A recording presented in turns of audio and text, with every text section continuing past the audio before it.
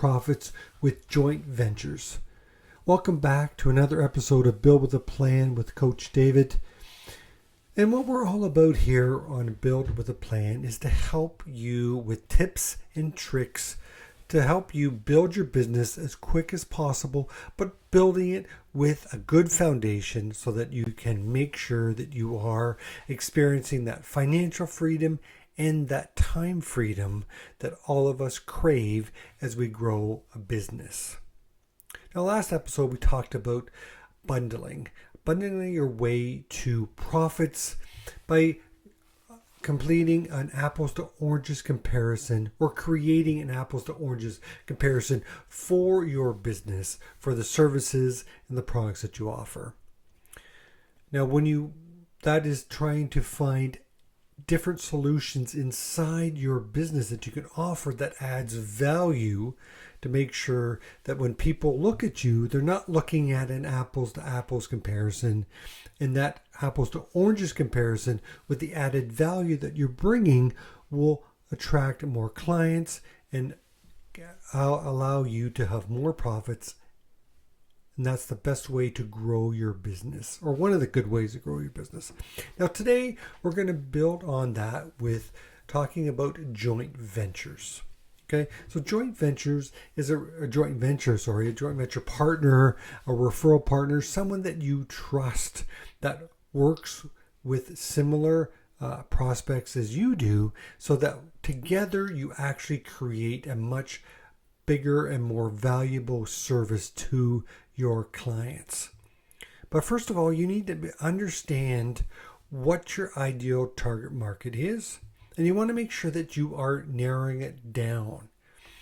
Don't be that all things to all people. That never works. Yes, you can make a bit of money, and yes, you can have a little bit of profit, and yes, you can build a bit of a business. But what you want to do is make sure that you kind of niche down and understand that target market as best as you can. Now, the reason why it's better to make sure you narrow that target market down is so that you know exactly what problem they want solved, or problems that they want solved. Because remember, everybody out there has, a problem that they don't want, and there's a solution out there that they want but they don't have. So you need to understand what those problems are, and you need to understand what solutions they're looking for, so that when they actually find you, they understand that you are the right person to talk to. So how do we do that? Well, you want to curate your solution. As soon as you know and understand what their problems are, you need to know how can you best solve those problems. And that's where the curating of the solution comes into play here. So forget what you've already been doing, okay? You have to decide and understand, what does the client actually want? Like I said, once you know that, now you can build the ultimate solution to make sure that you're solving those problems. And that's okay. It's all right not to know everything or be able to offer all the parts of that solution. This is where the joint venture partners, or the JVs, come in to help. They can fulfill parts of your solution without you having to invest in a lot of, maybe new equipment or new staff, that type of stuff. This allows you to create this ultimate solution without expending a lot of investment to begin with. But be assured, make sure that you're very, very, very, yes, 3 varies on this, picky about who you bring on as a joint venture partner. Because remember, they're representing you. You're building a reputation, and you want to make sure that you only bring on board the good quality joint venture partners. So, and once you already know what you want to do. So they're going to share the vision with this joint venture partner, and you want to make sure that they buy in, they agree, and they want to grow their business in the same integrity that you want to. Make sure you interview them. Maybe call up some of their clients. This is important. You have to make sure that you know what you're getting yourself into, so that when they are out there representing you, they're representing you to the highest level that you already hold. And you know that, or they know that, because you've shared the vision with them. You've told them what your process is and what you want to do for your clients. So you want to make sure you hold everybody to a high standard. That includes all of your staff, any of your suppliers, any of your JV partners. You want to make sure that everybody is on the same page, so that we make sure that you are delivering that product or service at that level that you want it to be. And this helps you again with the apples to oranges comparison. If you're able to offer so much more than your competition, they'd be crazy not to want to work with you, even if it means they're paying a higher price, because they know that they're getting exactly what they want. Here's a couple examples. If you are a painter out there, most painters, they pretty much do everything more or less the same. Yeah, maybe a little different. The personalities can help. But let's say you joint venture with a home decorator or an interior designer. Now all of a sudden, you're bringing to the table something a little bit unique. Some color consulting, maybe pillows and window coverings, and maybe floor coverings, or even furniture for that matter, right? Or is there paintings or pictures or whatever that is? Now all of a sudden, yes, for sure, you're not going to be the ideal supplier for someone that just wants a down and dirty paint job. But that's okay. There's lots of other painters that can take on those types of clients. What you want are the ones that appreciate the quality that you bring to the table. And that's what I meant by when you're looking at, so figure out who your ideal target market is, narrow it down, understand what their problems are.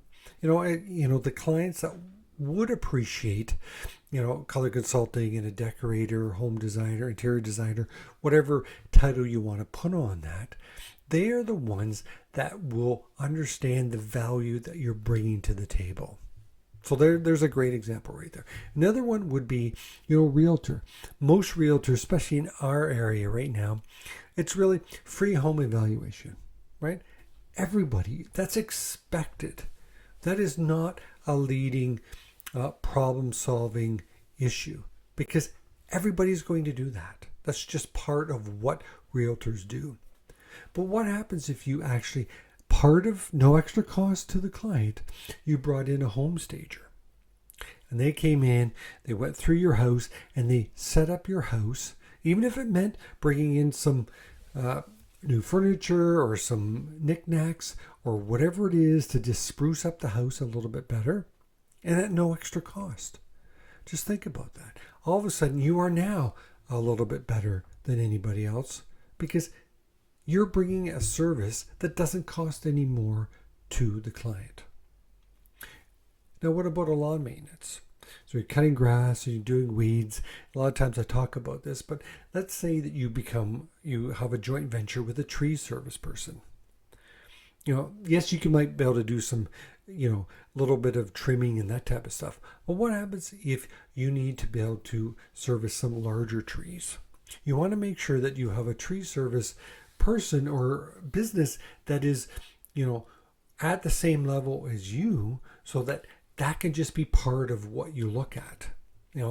As you are, surveying the people's property, if you identify some trees that maybe look like they should be a little bit looked after, or maybe they should come down, or maybe there's too many in one area, that's where, if you understand the tree service a little bit better, have that relationship, so that a few things to look at, you can bring that up to the homeowner and say, don't worry, we can include that in our lawn maintenance, and it's only going to be this much of an investment. And another one would be, a business coach with an accountant. And that's something that I identified, helping small to medium-sized business owners out there. I understand numbers to a decent level, but I realized that I didn't know enough. So I wanted to make sure that every time that I was with a client and I needed to look deeper into the numbers, that I had an accountant there with me to make sure that I do understand the numbers the way they present themselves, so I can offer the best advice to my clients. Now, not a lot of business coaches do that, but that's just something that's just part of my service. It's just built into what I do. So this episode, we talked about joint ventures. You need to make sure that you understand what your ideal target market is, what problems that they are running into, and then create a solution, an ultimate solution that solves all the problems. And if it means bringing in joint ventures, make sure that you are picky, you share the vision, interview them, make sure they're the right fit for you, so that, again, they are representing your business. But the more stronger of a relationship that fits the solution you have, the much better it is. And then you have the complete apples to oranges. Maybe it's apples to pineapples comparison here. Not even in the same ballpark. And that's what you want. You want customers, prospects to refer you, to want to work with you because that you service the entire problem. All right, until next time, Coach David out.